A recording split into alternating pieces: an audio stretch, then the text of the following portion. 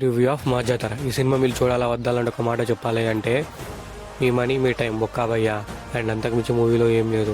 Routine story భయ్యా. ఇది actually 2015లో రావాల్సిన మూవీ 2025లో వచ్చింది. ఏం లేదు భయ్యా, హీరో తన డ్యూటీ తను చేస్తూ ఉంటాడు, విలన్ తన ఒక లంగా పని చేస్తాడు.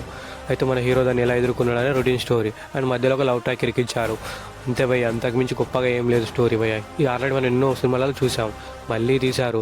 రోజు రోజుకి రవితేజ అన్న మూవీ మీద ఇంట్రెస్ట్ పోతుంది భయ్య, ఏమాట కామాట. అండ్ అది కాక శ్రీలీల పెద్దగా ఏం లేదు భయ్య, జస్ట్ ఏదో ఉండాలి కాబట్టి ఉంది. సినిమా మధ్యలో సాంగ్స్ లేవు భయ్య, సాంగ్స్ మధ్యలో సినిమా ఉన్నట్టుంది.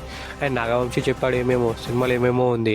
అండ్ అది కాక విలన్ బాగానే చేస్తాడు భయ్య, పర్ఫార్మెన్స్ అందరు ఇదిగా తీస్తారని చెప్పాలి. కాకపోతే ఏంటంటే స్టోరీలనే దమ్ము లేదు. సినిమా ఇంత బాగుంటే ఏం లాభం భయ్య. అండ్ అది కాక దీంట్లో ఫైట్స్ కామెడీస్ ఓకే అనిపించాయి భయ్య. కాకపోతే ఏంటంటే పెద్దగా వర్కౌట్ అవ్వలేదు, జస్ట్ ఏదో బాగున్నాయంటే బాగున్నాయి అండి అంతే. మొత్తం ఓవరాల్గా మూవీ రాడ్ దింపిందని చెప్పేయాలి.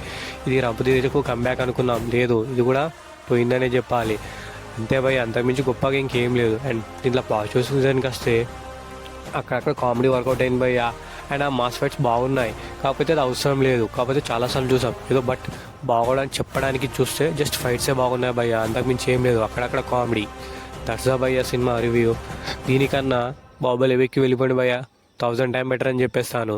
కాకపోతే ఏదో రవితేజ ఫ్యాన్ చూడాలనుకుంటే జస్ట్ ఫైట్స్ కోసమే వెళ్ళండి భయ్య. అంతకుమించి సినిమాలో అంత గొప్పగా మించి ఇంకేం లేదు.